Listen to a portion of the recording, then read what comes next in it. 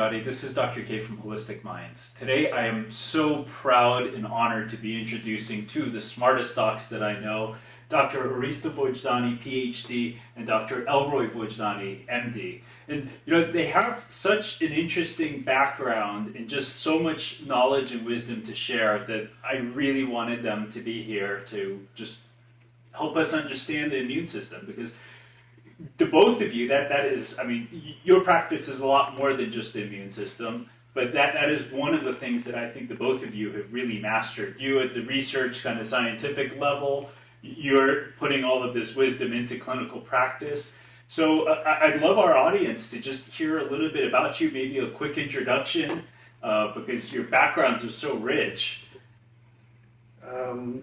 As you know, that we met about 5 years ago at Loma Linda University. Mm-hmm. And you were a faculty there in the Department of Preventive Medicine. You did a fantastic job, and understand now you became so busy, even you don't have time to teach at Loma Linda University. So this is an opportunity for me to thank you for the kind of practice you have in the field of pediatrics. And it's so important that we need more people like you to understand how implement whatever is available in this world in order to prevent all kind of disorders that induced by environmental triggers. It's my honor. And so we are honored that you are taking care of our grandchildren also. Thank you. There's no greater joy to be able to do that. So, in relation to my background, about 45 to 50 years, as you know, that I'm working in the field of immunology. Both research and clinical laboratory. And because I love research, I never gave up the research part. And so I love to mix the research experience with clinical and create laboratory testing, which I believe are so needed for early detection of immune disorders that affects 1 out of 4 Americans and possibly all over the world. That's staggering when you really think about it. So during these 50 years, I had an opportunity to handle more than probably 500,000 blood samples from patients. In the beginning. We started with chronic fatigue, then with toxic mold exposure, celiac disease, Crohn's disease, autoimmunities in general, many other cases of unknown etiology, so-called. When we looked at antibody measurements or other laboratory testing, lymphocyte subpopulation, the immune function, T cell function, B cell function, natural killer cell activity, we found actually in majority of these individuals, they had either immune activation, meaning the immune system were running very fast, or they had immune suppression. The analogy is like a car that when the brake doesn't work, the engine is running very fast. You can't stop. And when you cannot stop, eventually that car will hit something. So that's autoimmune. That analogy is to autoimmunity or autoimmune reactivity, which starts many years earlier and eventually becomes an autoimmune disease. We looked at patients with silicone breast implant, toxic chemical exposure. I mentioned mold exposure. So again, either we had immune activation or in minority of the immune suppression.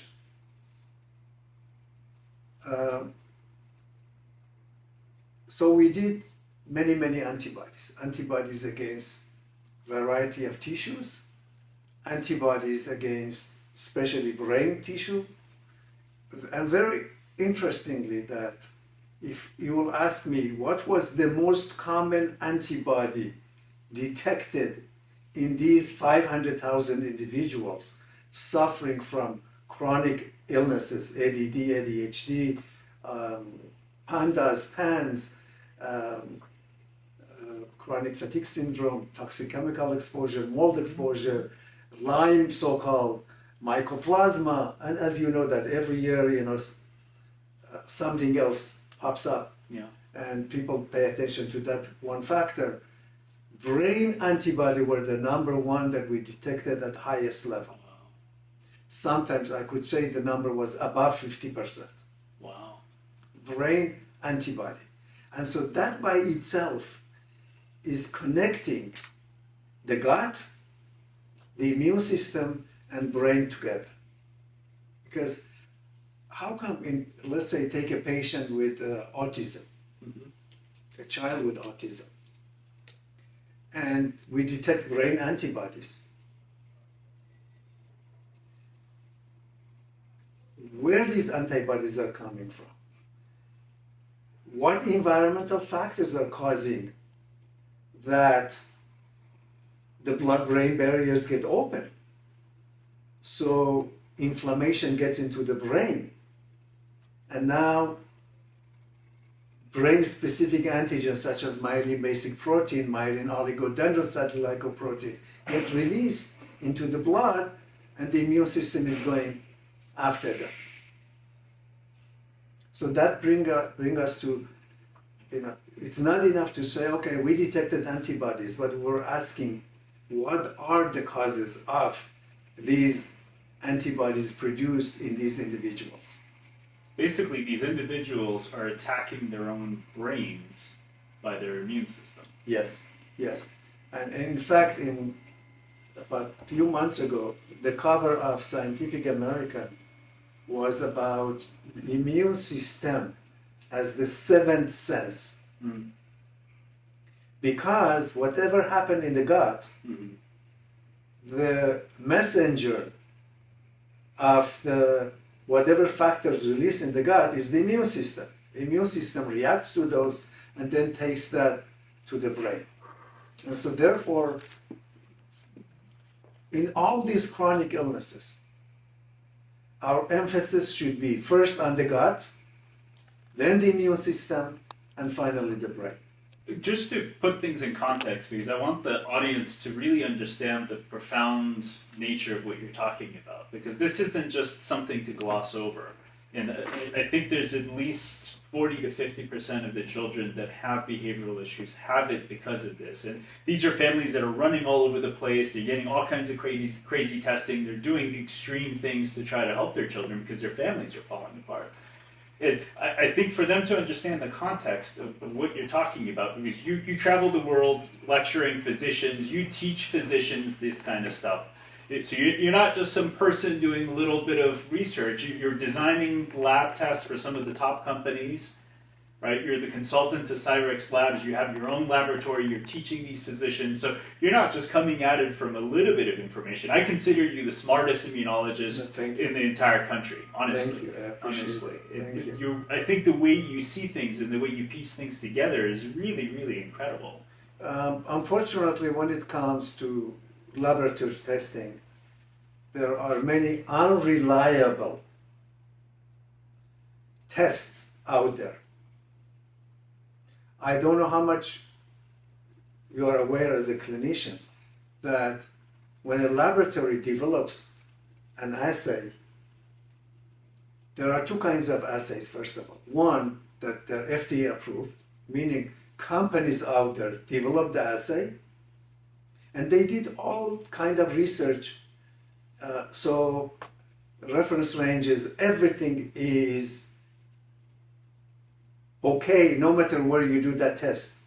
The positive will be positive, the negative will be negative. The second type of tests are those which are named or called laboratory developed assay or home brewed assay. Unfortunately, when it comes to home brewed assays, there are many labs are doing very, very lousy job.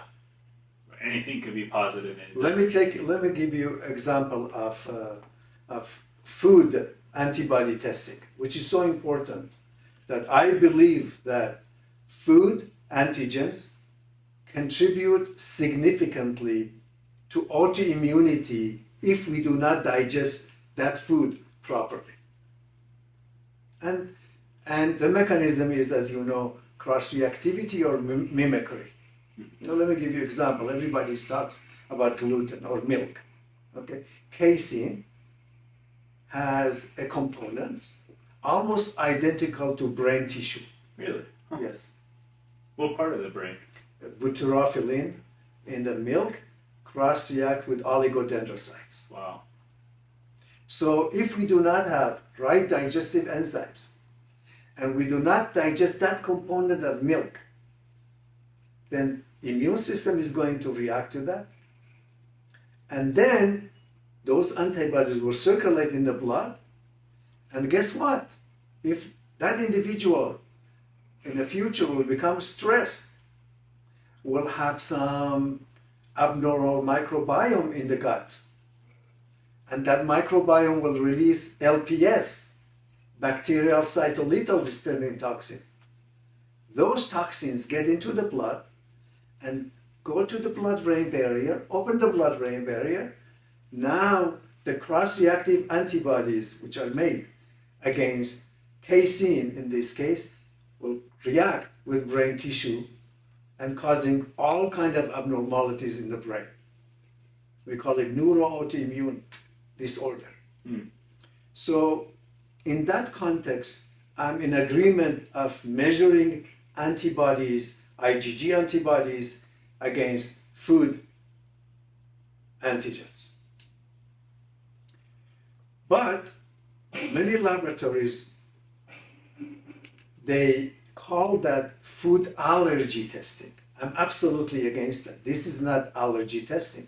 Unless you measure IgE antibodies against that food antigen, you cannot call that food allergy. And again, I blame all of that on myself, which I developed food IgG testing in 1986-87. And that wasn't my intention.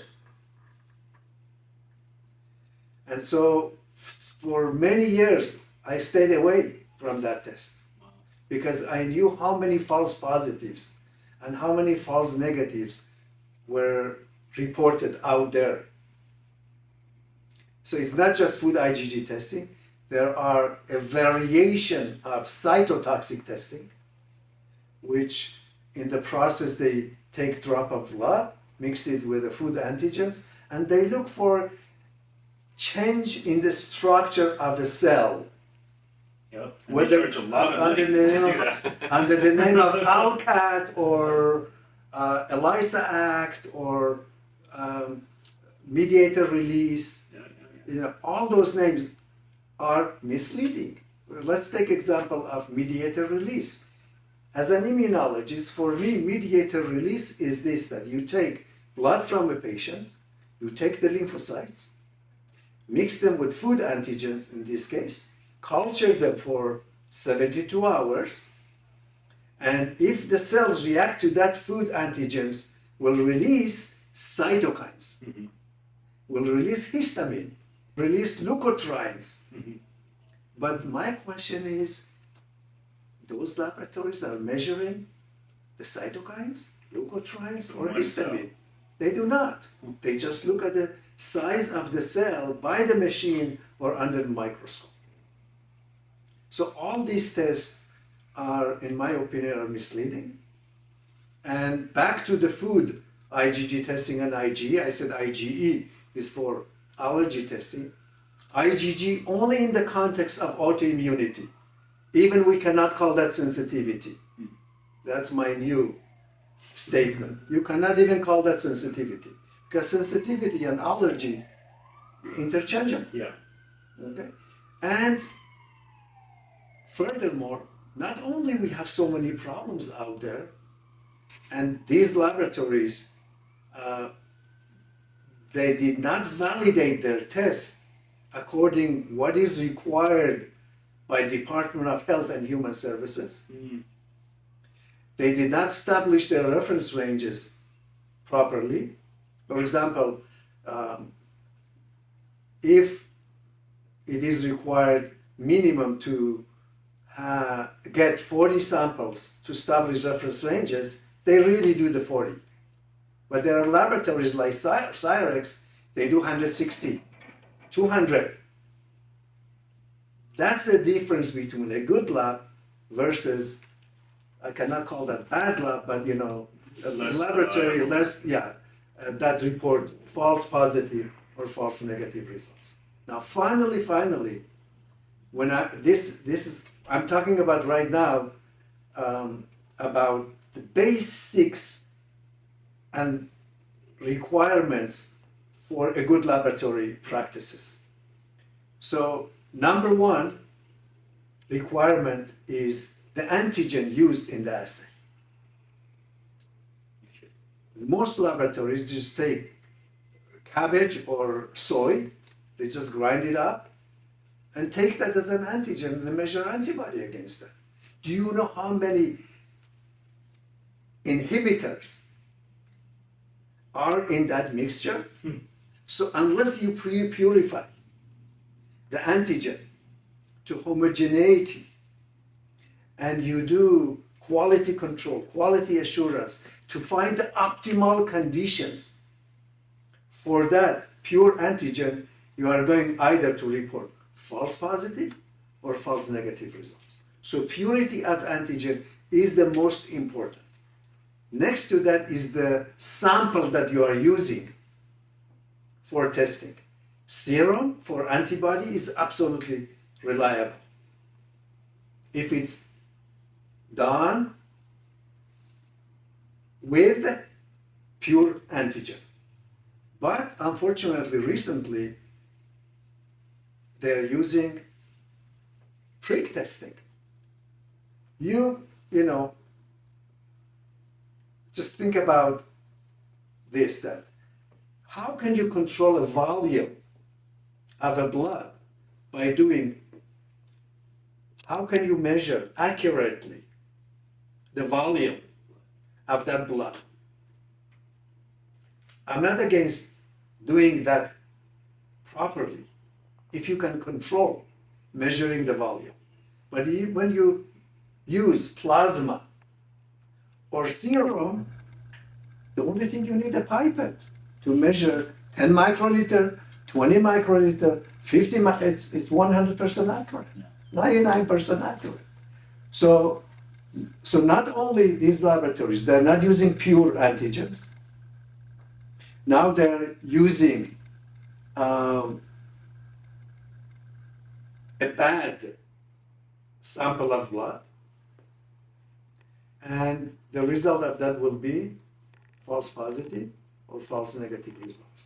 And I hate to see that based on this type of laboratory testing, practitioners are going to put patients on, let's say, gluten-free diet or dairy-free diet or soy-free diet. And so there are lots of problems out there when it comes to laboratory developed assays.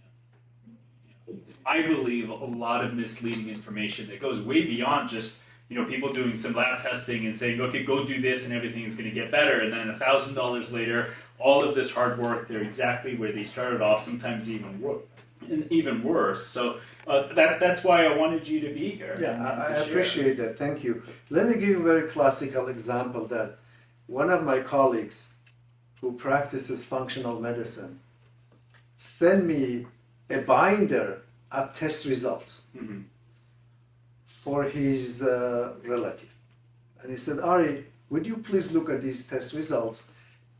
This individual is having nephropathy.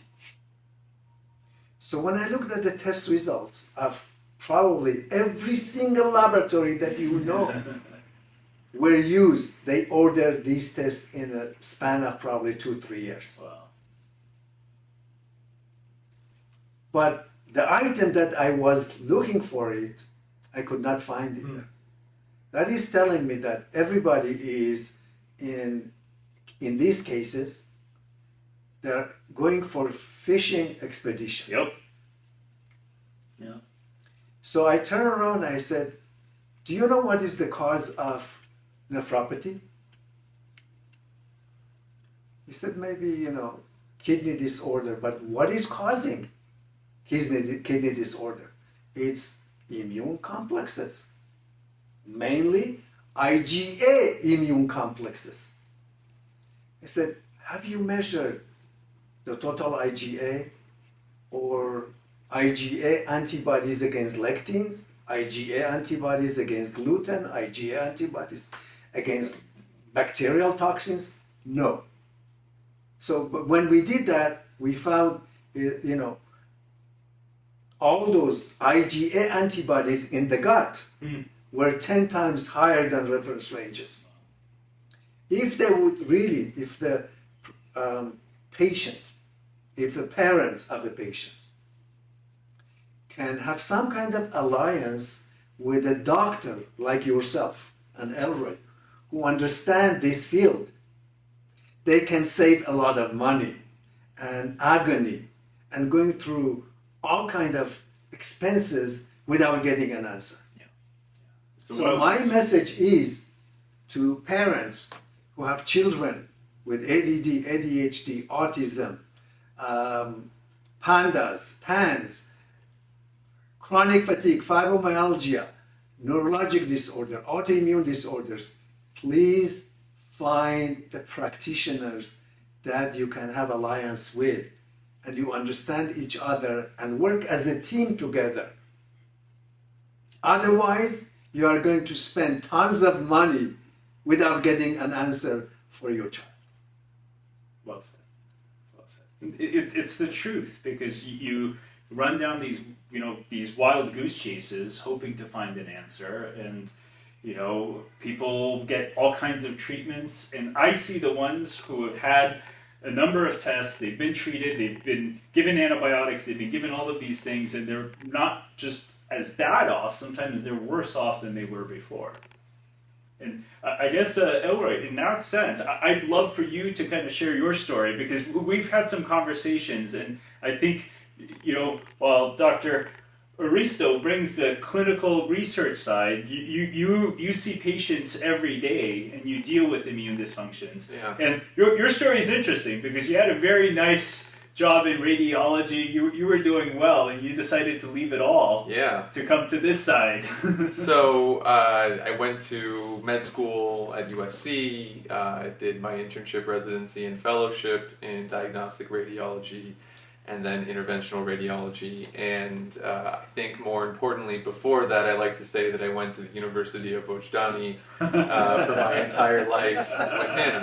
And, I think that meant, a lifetime of studying the immune system and learning along with Dr. V.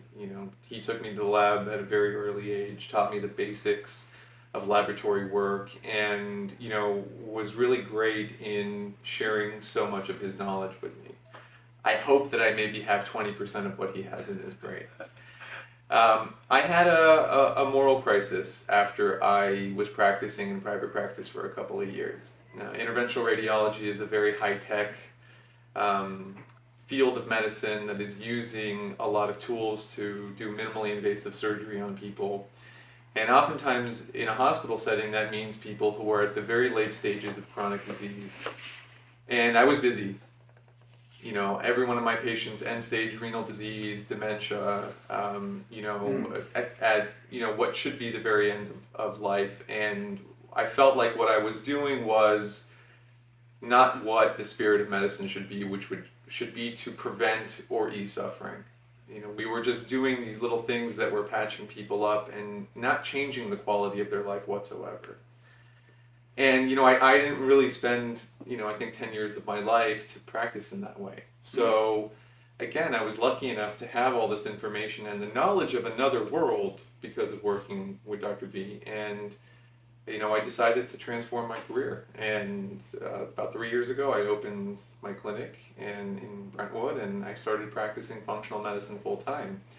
And the particular specialty is, you know, I think applying a lot of Dr. V's research into clinical practice. So taking the knowledge that we are living in a time of an explosion of common inflammatory conditions and uncommon inflammatory and autoimmune conditions, and someone needs to try to find out long-lasting, reliable answers for these people as to where these things might be coming from. And that really has been the focus of what I'm doing here. And I definitely make less money than I used to, but I wake up every morning, you know, with a smile, and the amount of joy that I get from being able to change someone's life and know that you're changing their life immediately and also for the next 40 or 50 years is just incredibly rewarding and worth all the money in the world. That's amazing. That's amazing. And, you know, I think you're contributing so much to our community, because, I mean, I have seen the patients that have come to see you, and the way you're able to really hone in on that one thing that is derailing their system and then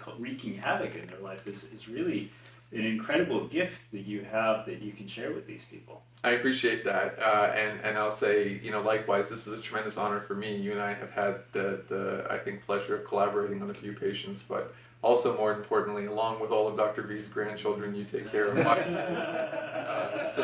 so thank you for that. We obviously have utmost trust in you more than anyone else.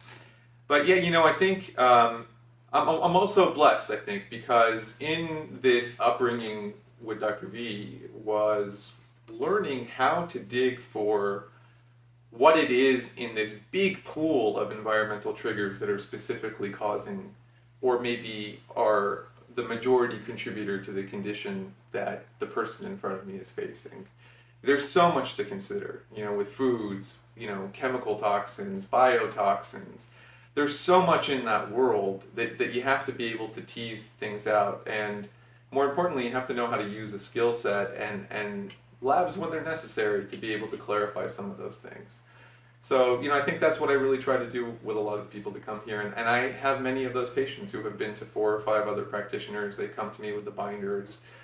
They've spent thousands. And I think, more importantly, they've also spent a lot of their time. Yeah.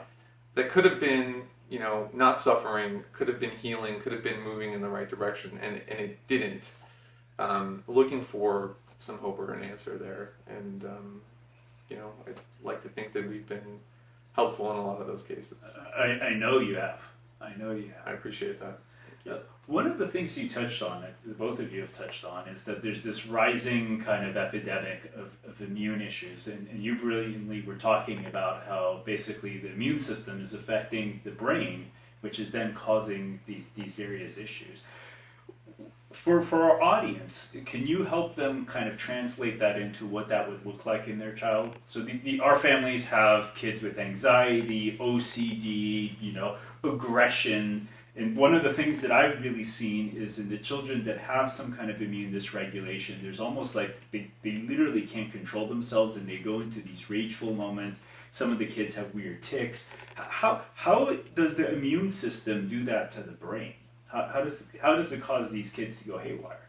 I think it does so in a few ways, right? So there's specific mechanisms, right? Where, as Dr. V alluded to, you form, you know, some type of environment where you're creating cross-reactive antibodies that are specific to brain tissue, right? That's the immune system directly attacking neurological tissue. When it's directly under attack, it's not going to function. And it can do so in many different ways. I think that whole spectrum of conditions that you discussed is really in the realm of possibilities with neuroautoimmunity. But I think the things that we most typically will see initially will be some type of cognitive disconnect, you know, kids that are just not functioning cognitively the way that they should, and this is true in adults as well, and then the mood things start happening. So, you know, the anxiety, the depression, the obsessive thoughts, and I think as it progresses it can become more severe. Then you get the tics, you get the other motor movements, some kids present with dysphonia, you know, weird auditory things, and, you know, it can be the whole spectrum, because when you have this incredibly intricate network, this organ that we don't even fully understand, and you start attacking it and pulling parts of its normal function away, it can really react in many, many different ways. So either we're specifically attacking, we're breaching our blood-brain barrier, we're forming antibodies that are binding to the actual neurological tissue. Those tissues then initially don't function the way they should, and then they can eventually die.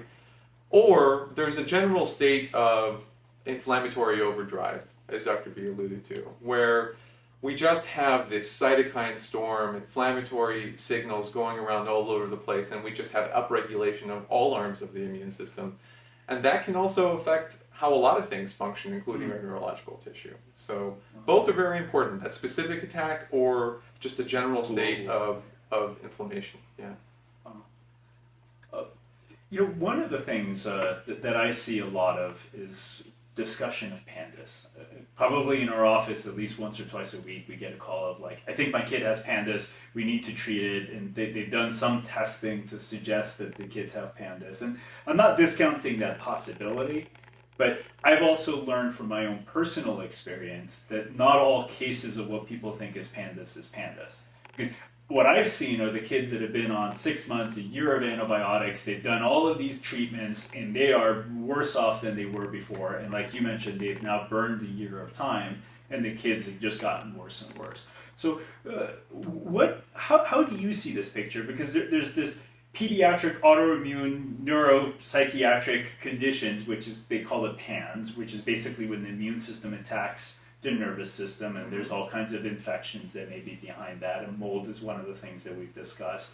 But based on your experience in you running the laboratory, consulting for other laboratories, how do you see this PANDAS picture, these other infections and immune triggers ultimately causing these kids to go haywire? Yeah.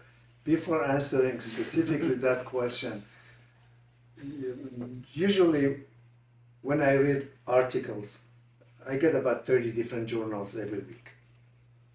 So I read just the abstract, and I read many articles about autoimmunity on the rise, celiac disease on the rise, Crohn's on the rise, this on the rise. But when you read the article a little further, they ask, we accept that autoimmune diseases are on the rise, but we don't know what are the reasons. I think that's where the science is falling behind. And I firmly believe that the rise of all these autoimmunities, to me also PANDAS is an autoimmune disease. Environmental triggers. What are the environmental triggers? Number one, food. Number two, toxic chemicals. Food also is contaminated with toxic chemicals. And finally, with infections or pathogens. In the case of PANDAS, I had the honor of lecturing side by side with Susan Swido, which she started all of this in 1983 at NIH. I think she just retired a couple of weeks ago. Oh. Yes. I believe we put too much emphasis on Streptococcus. I believe that Streptococcus plays a significant role because now also we understand the mechanism. Before that, we thought that Streptococcus releases many antigens, including M1, M5, M6, M12, M19. M stands for membrane antigen 2, 5, 6, 12. So these membrane antigens, when are released due to just simple throat infection, we thought they go into the gut, they change the gut integrity, causing leaky gut, then go into the blood, and from the blood, the inflammatory cytokines, as Elroy mentioned, opening the blood-brain barriers, now the whole thing is in the brain. But now we learned that actually it's enough to have strep right in here and can go directly, the antigens or even the whole bacteria can go directly to the brain by opening the blood-brain barriers and by activating a type of cells of the immune system called T helper 17. Okay. T helper 17 releases IL-17. IL-17 opening its inflammatory cytokines, the blood-brain barriers, and the toxin directly goes to the brain. It doesn't need to go to the gut and go through that cycle. Maybe that's another route, but this is a possibility. So then, since strep is in the throat, how about oral pathogens? I think they could do the same thing, but nobody's talking about that in children with PANDAS or PADS. Oral pathogens Oral like... pathogen, they could have some kind of infection in the gums. You mean like Porphyromonas Porphyromonas gingivalis, strep mutants. Those are other possibilities. Okay, so let's again move down in the gut. Do you know that lipopolysaccharide of the bacteria such as Campylobacter jejuni or even E. coli or Salmonella cross-react with gangliosides? And that's the major antibody detected in children with PANDAS and PADS. Huh. So it's not. Okay. So nobody's talking about gut bacteria, the lipopolysaccharides, and their role in opening the blood-brain barriers, and also antibody against that can cross-react with ganglioside, which is involved in movement disorder. Wow. So my point is that we should be open to look for other factors than just strep. So that's within the body. Now, molds can do that? Absolutely.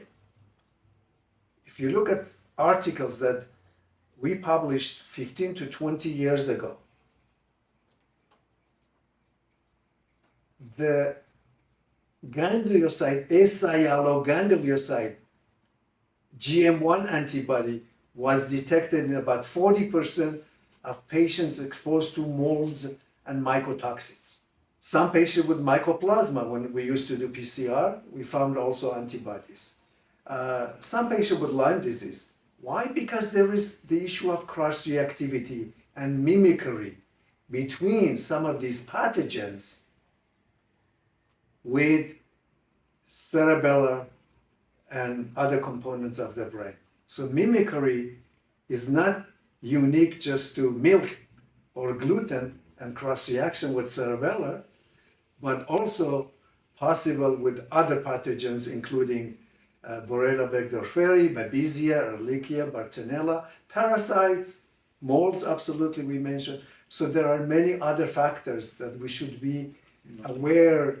And that's why when I develop a test, always I put combination of bacteria, molds, parasites, and viruses.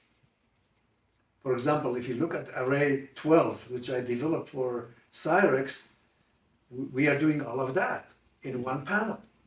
So when you do that test, it will give you so much information. Is it a mold? Is it a bacteria? Is it a virus or a parasite? Again, the emphasis is on epitope that cross-react, epitope from these pathogens that cross-react with brain tissue antigens. And the epitope is basically a protein, you can say. Several amino acids together, like 12 to 20, 30, 40 amino acids. Small component of the protein. But just enough to confuse the immune system, which then goes in attacks. The immune will react against that and will make antibodies. And now the antibody, when crosses the barrier, can react with nervous system antigens. And that's why we'll talk about treatment later. That's why when they do IVIG, and when IVIG will not work, of course, after antibiotics, then they go to what?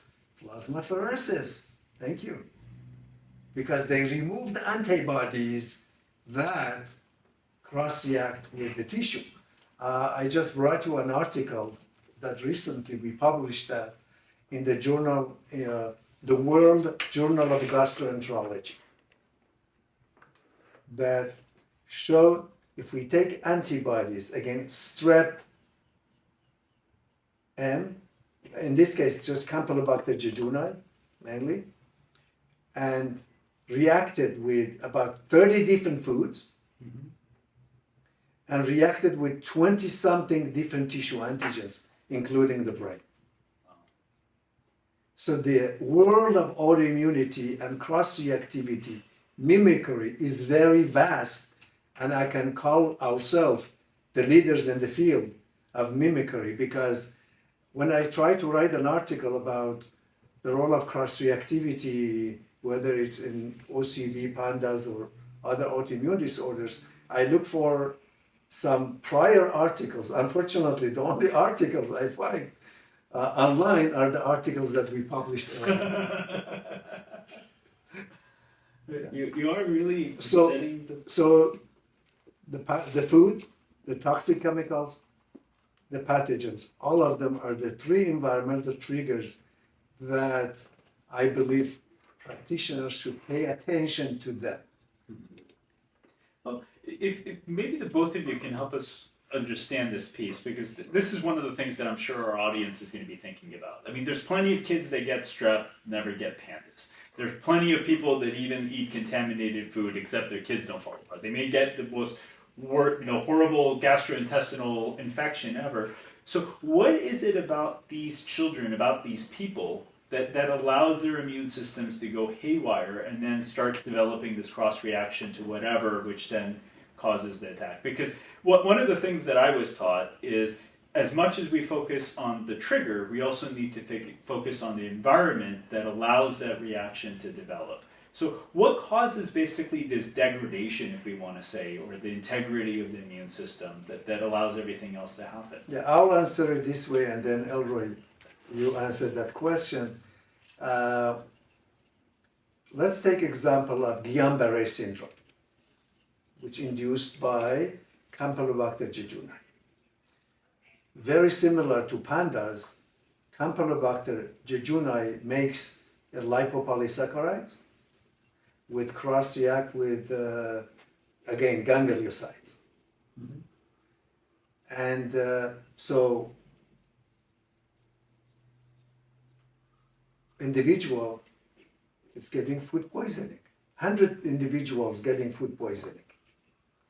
Maybe 5 of them will develop, or 1 of them, or 2 of them will develop Guillain-Barré syndrome. The other 95 or 98 will not develop. They think that depends on HLA type, on the genetic makeup. So based on that model of Guillain-Barré syndrome, they believe that everybody will make antibodies, but in those individuals, for some reason, the antibodies cross the barriers and then bind to the ganglioside and causing symptomatology. But do we really have the final answer? I don't think so, because Campylobacter jejuni and Guillain-Barré is only one example, and strep and PANDAS is another example.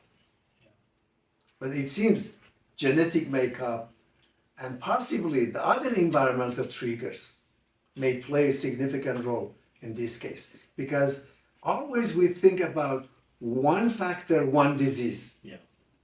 We should be a little bit more open-minded while we pay attention to Campylobacter jejuni or strep group A. But what are additional factors? Could be, I don't know, could be fluoride, I'm just giving you example, in the toothpaste. Or glyphosates. Or glyphosates, or plasticizers.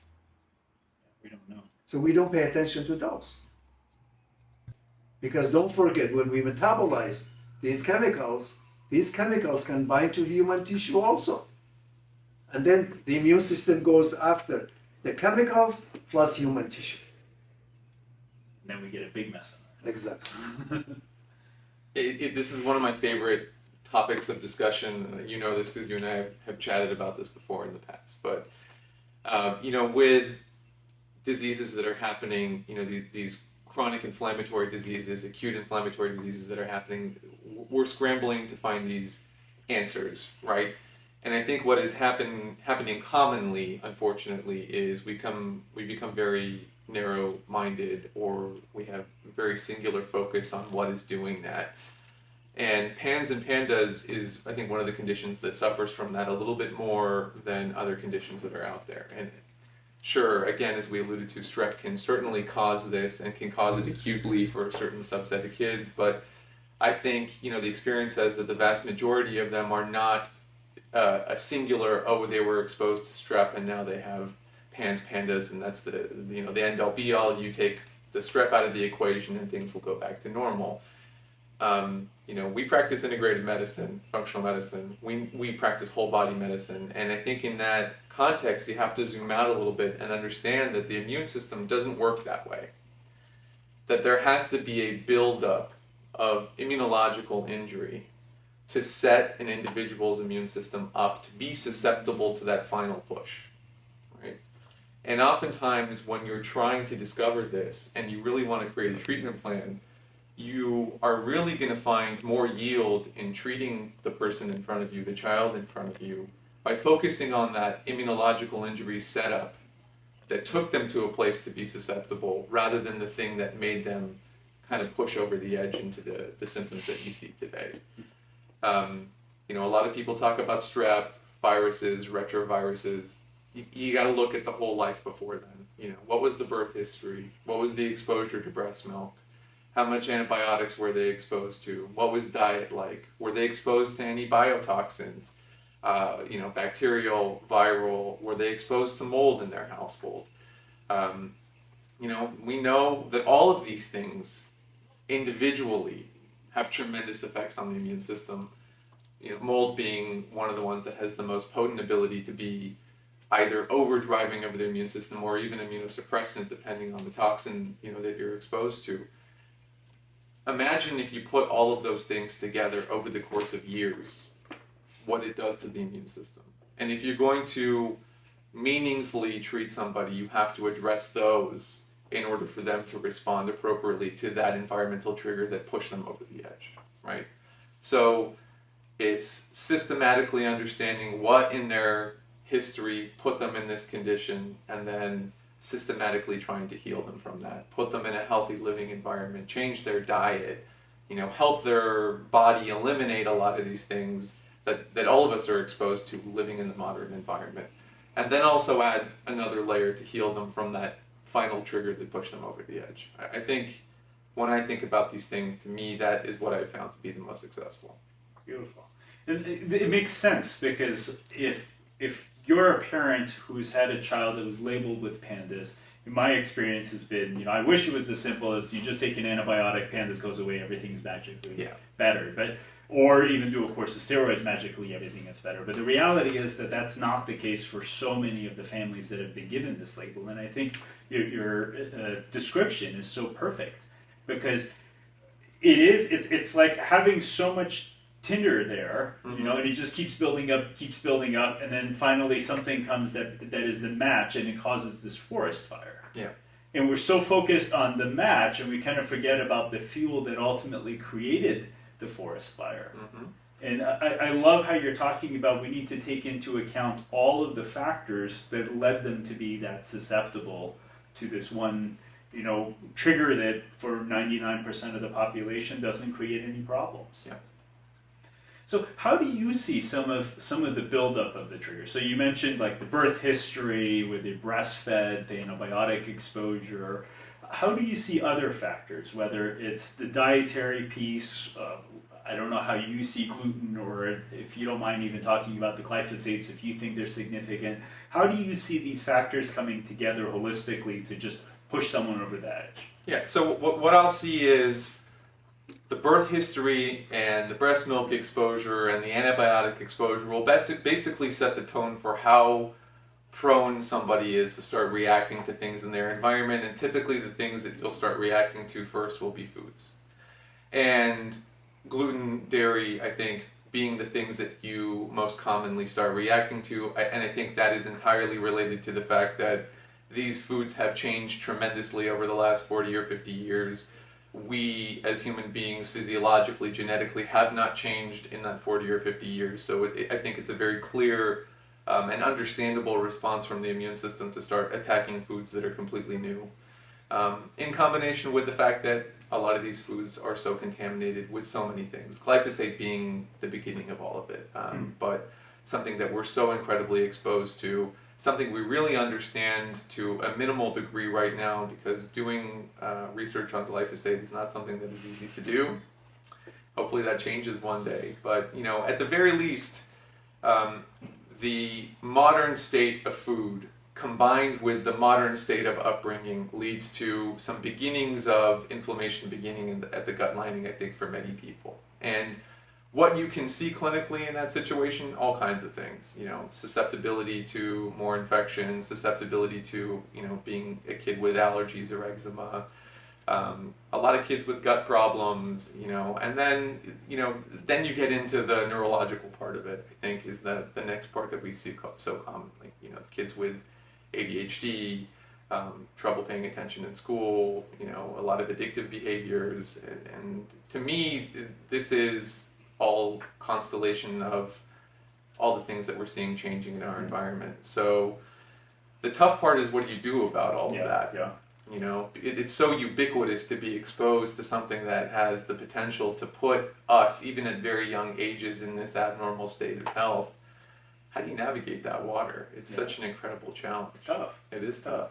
Yeah. Well, do you mind elaborating? Because, I mean, like, I know the answer to this. Some of the people may not know the answer. Food in our environment are different. And I don't think a lot of people realize that. You know, we think, well, wheat is wheat. What's the big difference? You know, milk is milk. It comes from cows. You know, so can you help us understand what these changes are? Because, of course. Yeah, so just to back up a little bit, the immune system has tons of safety measures built into it, right?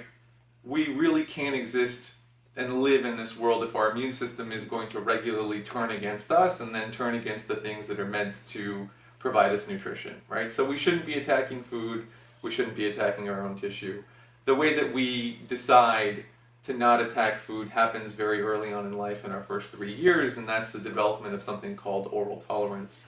This happens in the thymus gland, you know, essentially where white cells are surveying what's being coming down the pipeline and saying, oh, these are foods, you know, these are things that we're likely to see in the future, let's not attack those. Now that, I think, is a very simple process in theory, but in execution, you can think of the tremendous load on the immune system during this time. It has to sift through everything that is coming down the pipeline and decide whether it's something that is friend or foe. Now, throwing advanced big proteins like gluten down the pipeline is typically even something that the immune system is up for as far as a challenge. But when you start changing the structure of the proteins that come down the pipeline so that they're different than the things that our immune system may have inherited as a signal that's okay and to let go and understand, it starts questioning that. Now you add to it tremendous amounts of chemicals and pesticides like glyphosate, which become inherently bound to the protein itself. So they become not just a simple protein anymore. They become a protein bound to a chemical, and now your immune system is going to look at it and say, I don't recognize that. Good. Right? This is not something that is good for me. Look at that chemical bound to this thing. And the natural response, and one I think all of us can understand, is for the immune system to just say, nope, we're going to start attacking this. This is not good for us. And I think that's essentially why we are so prone to attacking so many foods. I think gluten is the ultimate example of that, and it has the most potential for us to react to it because it's undergone the most amount of change. We eat it regularly as human beings, and it has the most amount of glyphosate attached to it. But that can be said for any food really happening in our modern environment. Dairy has a lot of the same problems, and it has a lot of chemical similarity to gluten. So it's the next likely step. You know, corn is not the corn of 100 years ago. And from an immune system standpoint, it's just saying, hey, I don't recognize this. I'm not sure if this is good for me. I'm trying to survive here. In order to do that, I'm just going to default by attacking this. Yeah. And that's where we end up with so many chronic issues, I think. It really just begins with something as simple as changing our food to where it is right now. Yeah. So let me add to that a little bit. Think about corn that Elroy mentioned, or peanuts. We know in those two you find a lot of aflatoxin. So, and did experiment actually, that if you take pure corn proteins and add to that an enzyme, the enzyme is going to cut that to amino acids and then get absorbed. But if you have aflatoxin in that protein from corn or from peanuts, the scissors in certain area doesn't work. Huh. And so what we are going to end up with peptides of this size, that immune system is going after it. It's, as Elroy said, the oral tolerance mechanism doesn't work. Immune system will attack that. Now we make antibody against the combination actually. Nobody is measuring antibody against aflatoxin. We do measure that. But everybody goes after the corn. But the antibody against corn actually are due to glyphosate or aflatoxin bound to the corn proteins. And what is aflatoxin? It's a toxin produced by molds in the environment, and it goes to the roots of the plants. So if the plants are diseased, Become moldy, yes. then that gets into the food. So the corn itself may not be the main issue, but Yes, but when the corn, I'm sorry, I tried to explain, thank you. When the corn and peanuts becomes wet, imagine, okay, the farmers are ready to harvest and then a rain comes, right? 2 days later, mold will grow on those, right? And now molds will produce aflatoxin. Aflatoxin goes into the proteins, and then when we consume that, we cannot digest that. And so finally, let's not forget about 3 major food additives in general. The meat glue, or that's microbial transglutaminase, now is almost in every single food. Our immune tolerance, I don't think, learn how to deal with something like that, which we never had it before. And lectins and agglutinins, we have receptor for them in every single tissue in our body, including the brain. If our digestive enzyme will not work properly, then lectins and agglutinins can get into the brain and contribute to OCD, PANDAS, autoimmunity, and finally, do not forget the gums. So you as practitioners of functional medicine, you should pay attention to some of these and remove these. You have to educate your patients how to remove some of these unwanted antigens, unwanted toxic chemicals from the environment of your patients. And finally, think about the milk, right? No matter how healthy that cow is, organic or no organic, when they milk the cow, the milk goes through, I don't know how many feet, 100, 200, 300 feet of tube made of plastic, right? Nobody's thinking about that. During that process, until the milk gets from the cow into the tank, significant amount of phthalates and bisphenol A is being released. And we have an enzyme in the brain called PDI, protein disulfide isomerase, which is a receptor for plasticizers. If that get to the brain, bind to that enzyme, guess what will happen? Malfunction in the brain. The brain is going to cut in a traffic, and will give wrong signals. And if it's OCD pandas, those signals may be the causes of reaction in that child. Wow. But that's why we have to educate them about the role of environmental triggers: food, toxic chemicals, and pathogens. I'm so grateful that you're touching on all of these things because my nutritionist is Dr. Terry Walls, because I think the work that she has done and the way she's evolving our understanding of nutrition really addresses all of these pieces. The lectins are a big thing that she focuses on, the gluten, dairy, and sugar, obviously, but she has actually gone step by step, and literally, I don't know if the two of you have talked a lot, but it seems like you guys have synced your brains, because a lot of the things you talk about are also things that she talks about and what she has built into her diet. And finally, let's not forget salt. Because salt is activating T helper 17. Really? Yes, I've written an article about this in journal called Autoimmune Disease. And also articles published by other scientists that how high amount of salt. For example, 5 grams. First of all, really, we don't need to add any salt to our food. We have enough salt in our food. But some people have concern about iodine. Maybe 5 grams, but not higher than 10 grams. Today, the average American are using between 15 to 20 grams of salt a day. And so therefore, that salt becomes autoimmunogenic. So we should remove that also from the diet. How about sea salts or other natural types of salts? Is this just the sodium chloride, the table salt, or any kind of... I think, of course, when the salt comes from sausages or other, processed food, is the worst. Because not only you have the salt, you have also the azides, right? Which are carcinogenic and, autoimmunogenic and all of that. But again, even sea salt, between 5 to 10 grams, not more than that. Reason for us to all cut our salt back. Exactly. Yes. Now, I'm sure that the parents are all thinking like, oh my God, there's so many different factors that can be impacting my child. As a starting point, so we talked about getting rid of the environmental triggers and cleaning up the gluten and helping the gut kind of function and detoxify.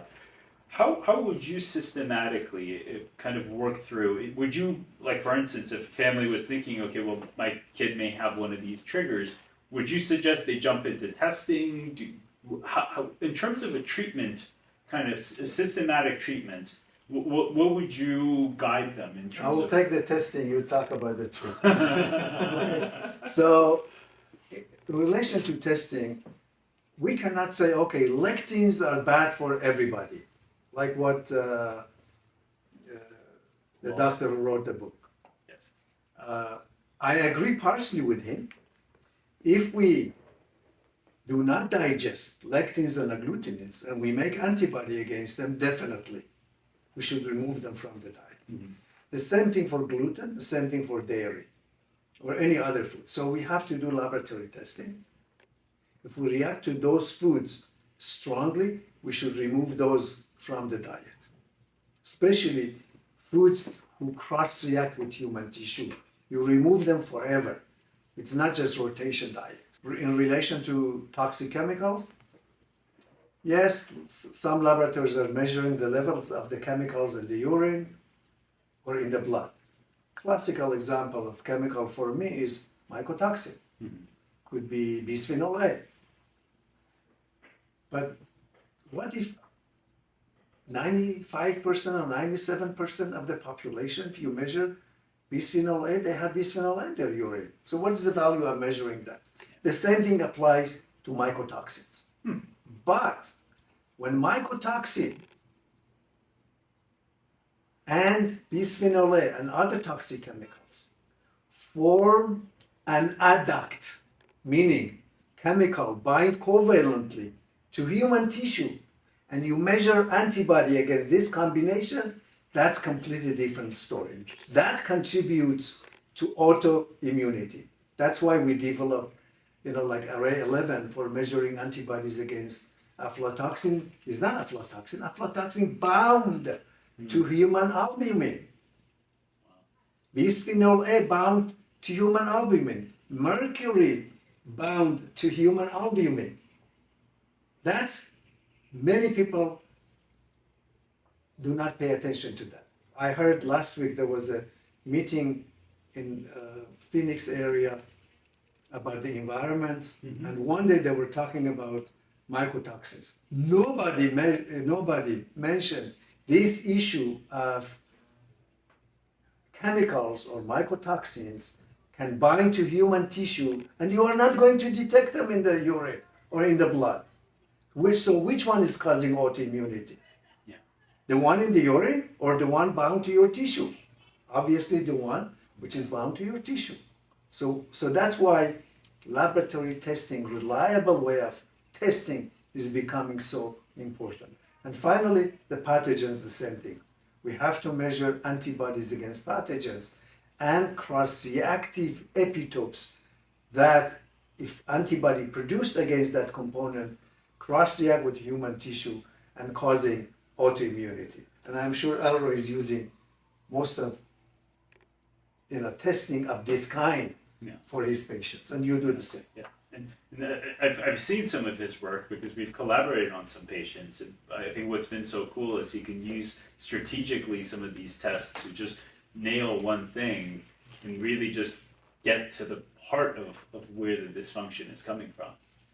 Yeah, we try to individualize everything, and I try very hard not to shotgun with testing when people first come in here, especially, a lot of people come in here and they're burned out from testing. So if someone comes in here with a known or a highly suspected autoimmune inflammatory condition, and I think that the internal gut environment and food is contributing to that, I'll often start with simply intestinal permeability, looking for the presence of intestinal permeability, and with that, if there's entry of that bacterial toxin, endotoxin LPS, into the bloodstream, that gives me a sense of how important a food elimination, food immune reaction is going to be relevant, at least to their autoimmune state. Maybe not to general inflammation, but specifically to that autoimmunity. And I'll typically go from there with my patients.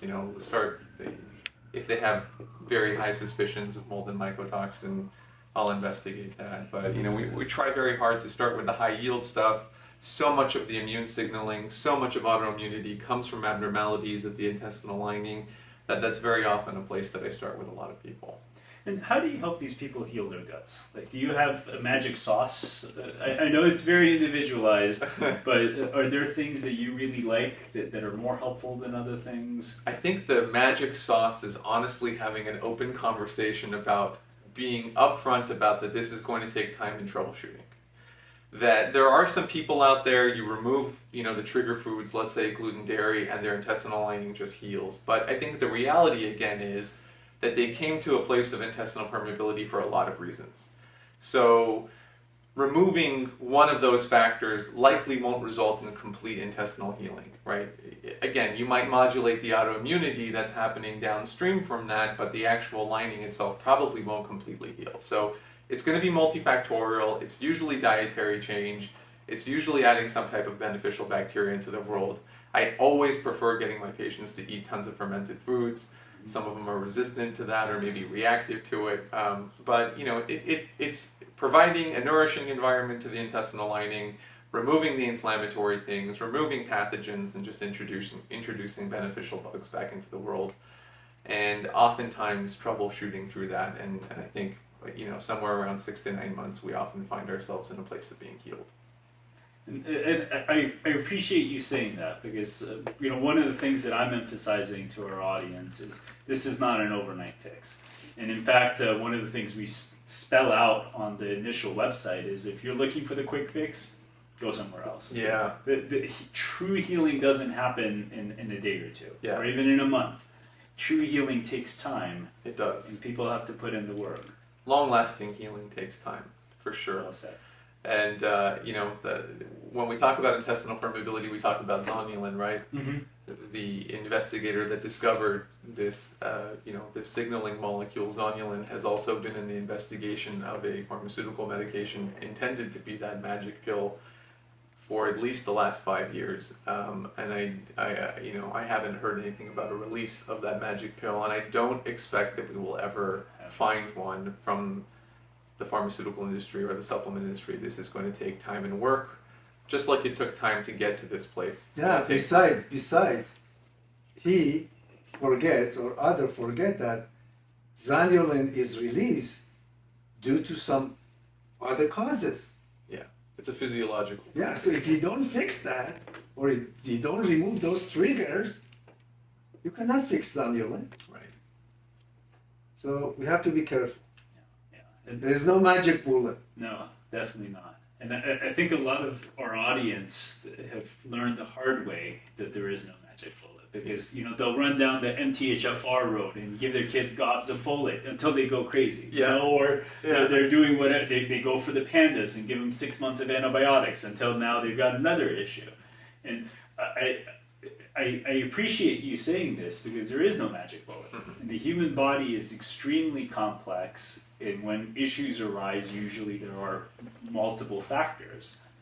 That's why Dr. Swido, in her recommendation, emphasizes that for patient or children with PANDAS, only 2 weeks intensive antibiotics. If you didn't see improvement, move on to the next level, which is IVIG. If IVIG didn't work, then you go to plasmapheresis. But again, we want to add to all of that by paying attention to the environmental triggers.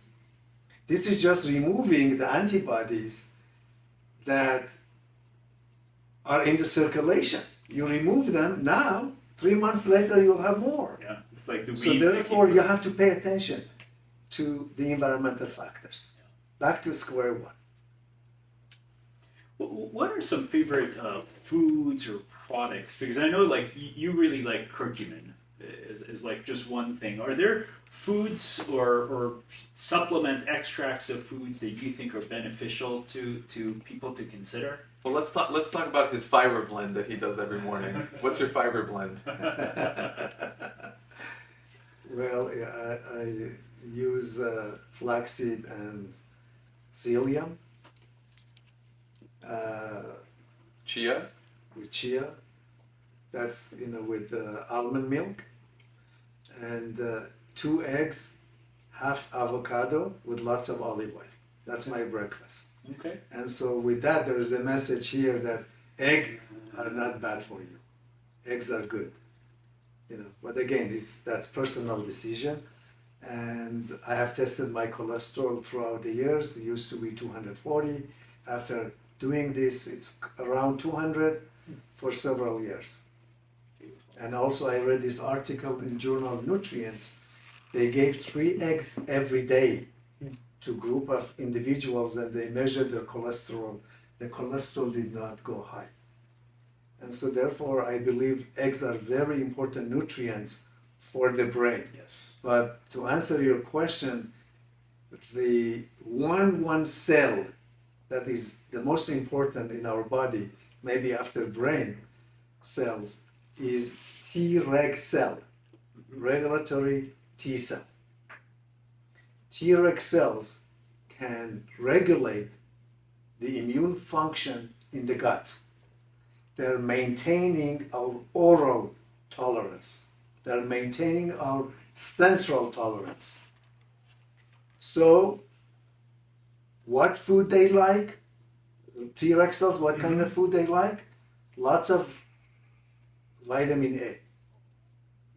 Carrot juice. Vitamin D. Cruciferous vegetables, the indole 3-carbinol. And those are the 3 major ones. Is there any other additions to that? And of course, we add to that the fish oil and curcumin and green tea and ginger and all of that. But from mechanism point of view, there are receptors for vitamin A, vitamin D, and indole tricarbinol and Treg cells. Interesting. So by doing that, you regulate Treg cells, maintaining the tolerance, and hopefully that will prevent any immune reactivity and inflammation in the gut. Beautiful. Do you have any? Yeah, so as far as the intestinal permeability is concerned, I do like curcumin, turmeric. I do use it quite often. I think it works well for downregulating that local inflammatory response. You and I are both fans of glutathione, and I also use it regularly to both help fight the oxidant damage, cause some liver detoxification. Getting my patients to eat probiotic foods is always, I think, one of the things, if they're successful in introducing them, that is a game changer in actually healing from permeability. So, I encourage regular consumption of coconut kefirs, sauerkraut, kimchi, and I asked all of my patients to at least have a serving of one of those three once a day. And I find from a dietary standpoint, the real challenge, and again, the real breaking point for a lot of people is getting them to understand that a diversity of phytonutrients is incredibly important. And it's very difficult to get people to adopt that because we live in, I think, a time where we're kind of stuck with the foods that we like. And our microbiome really enjoys diversity, and plants have so many nutrients in them that are so beneficial to the immune system that we really owe it to ourselves and our immune system to consume them. So we start with the diversity of greens. I try to get them to eat some purples. Some purple sweet potatoes are my favorite way to start that. Go with some beets and eat some yellows, and just do your best to eat a little bit of each one of these colors. And I think that you're doing your microbiome and your immune system a tremendous favor when you're doing that, and there are a lot of downstream rewards when you can implement that on a daily basis. Food is medicine. No doubt. Yes, absolutely. It's the ultimate medicine. Beautiful. Yeah. Beautiful. Well, anything else that you think our audience should know? I think I will summarize it in 3 words. Detect, of course, detect by whom? By practitioners that you trust, and you form an alliance. You become a team. When a patient trusts the doctor, if the doctor will not do anything, that's 50% of the treatment by itself. So alliance and teamwork with the practitioner, and then do testing, detect, remove the environmental triggers, and do the repair job as both of you discussed a couple minutes ago. Detect, remove, and repair. I don't have anything to add. It's honestly a huge pleasure and honor being here, and there's such a need for this kind of information, so thank you for creating this. Yeah. Thank you both for being here and sharing your wisdom, because it's so necessary for people to hear this. Thank you. Thank you. Thank you. Thank you. And thank you all for listening. This is Dr. K from Holistic Minds with Dr. Aristo Vojdani and Dr. Elroy Vojdani.